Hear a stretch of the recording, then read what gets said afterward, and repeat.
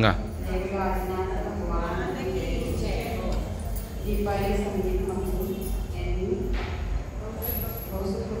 भावना प्रबोधन देणार.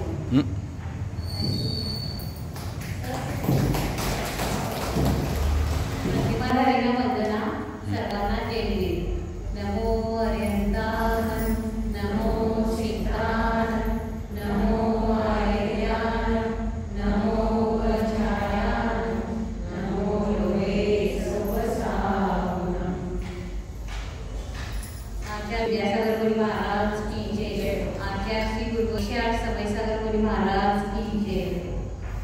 मी आज भक्ती भावनेविषयी माहिती सांगणार आहे.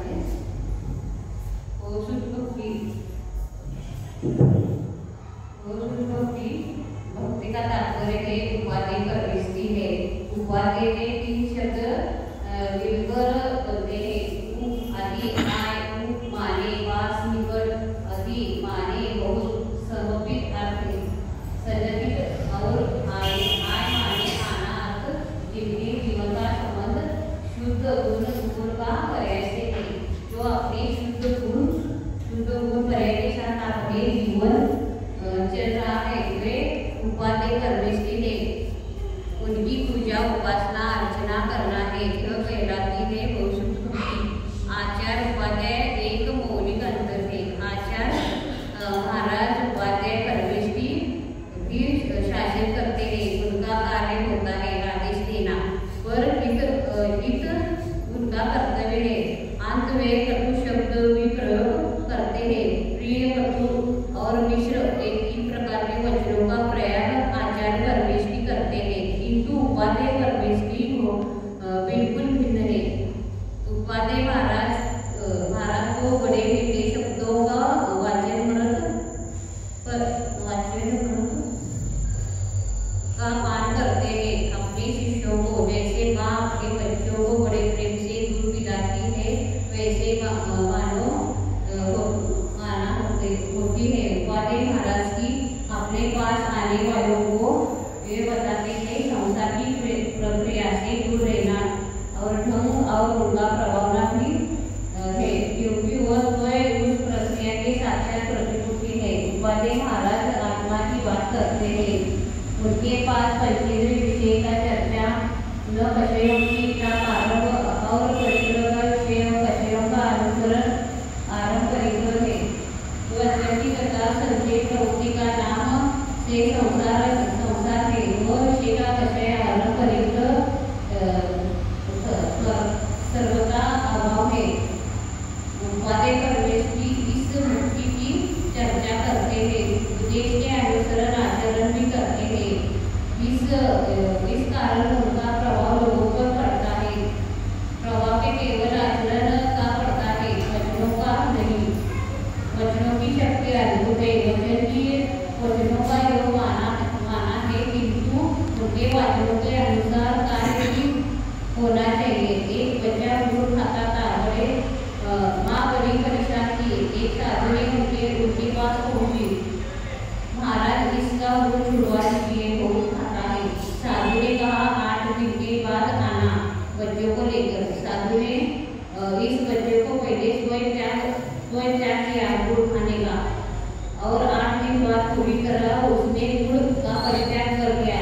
9 दिन के दिन जब वो माँ आई और उस बच्चे को लेकर, तब साधु ने उस बच्चे से कहा गुड़ नहीं खाना. बच्चे ने तुरंत उस साधु की बात मान ली. बोला महाराज आपकी बात मान सकता हूँ, लेकिन माँ की नहीं, क्योंकि डॉक्टर ने कहा है माँ को मना किया है गुड़ खाने से, किंतु वह छुपकर खा लेती है. इधर माँ ने साधु को टोक दिया. बाबाजी उनकी इसी बात को उस दिन देखी. मुझे 8 दिन की प्रतीक्षा क्यों करवाई हुई? साधु ने विनम्र से उत्तर दिया, माँ जब तक गुड़ मेरे दीक्षा थी तब तक मेरा उपदेश का क्या प्रभाव हो सकता था. उपाध्याय परमेश्वरी अनुष्ठान साधक उनके उपदेश सुनने वाले बिगड़ जाते थे. उनकी उपदेश सुनकर जो अनादिकाल से जन्म जरा मरण रोग से पीड़ित है, वह रोगी दौड़ा चला आता है। उपादेय परमेष्टि के पास उस औषध मिल जाती है। अपने इस रोग मुक्ति डॉक्टर कर सकते हैं। जो स्वयं रोग से पीड़ित हो, एक डॉक्टर के पास रोगी पहुंचा था, उसके आंखों का इलाज करना था। एक पदार्थ दो दिखाई देते थे, किंतु परीक्षण के समय ज्ञात हुआ कि स्वयं डॉक्टर को आंखों में भी ऐसा रोग था जिसके पदार्थ 4 पदार्थ से दिखाई पड़ते थे। अब तो बताया डॉक्टर का इलाज कैसे करेगा। ऐसे स्थान तो निशान भी हाथ लगी। संसार का मार्ग समर्थन ही मुक्ति मार्ग है, सच्चा उपदेश नहीं दे सकता, क्योंकि उसमें रुचि नहीं है। मुक्त मार्ग की सच्चाई मार्ग अन्य मार्ग भटकने वाले हैं। उपादेय परमेष्टि मुक्ति मार्ग का उपदेश दे सकते हैं, क्योंकि स्वयं उस मार्ग की अधिक और सार्थक पद्धत है। एक जैन सज्जन मेरे पास आए। प्रश्न था, महाराज आचार्य समुद्र एक श्लोक से हिंसा का उपदेश ध्वनित होता है। उनके कौवे का मांस का उपदेश दिया, अन्य मांस का नहीं। मैं दब रहा। मैंने उसको समझाया कि भाई ये हिंसा का उपदेश नहीं है, ये तो आदमी का एक महत्व दिया गया है, जिनमें कुछ त्याग तो छोड़ने का उपदेश दिया है कि ग्रहण का नहीं, भोगों का समर्थन नहीं किया गया, त्याग समर्थन किया। पात्र देकर उपादेय परमेष्टि उपदेश दिया करते हैं। यदि पात्र बिन उपदेश दिया जाए वह सार्थक नहीं हो सकता।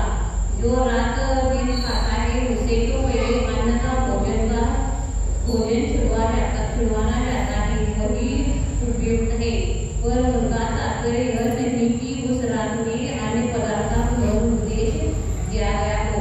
राजस्थान में एक प्रथा थी, जैसे कहते थे कि गंडक 13 सावन चतुर्दशी का पूर्व 13 खूब डांटकर गरिष्ठा भोजन कर लेते थे और उस पर कलाकंद भी खाते थे। फिर 14 दिन के दिन तो उपवास के बाद खाना बड़े जोर से करते हैं। ऐसे व्रत पालन कोई लाभ होने वाला नहीं है।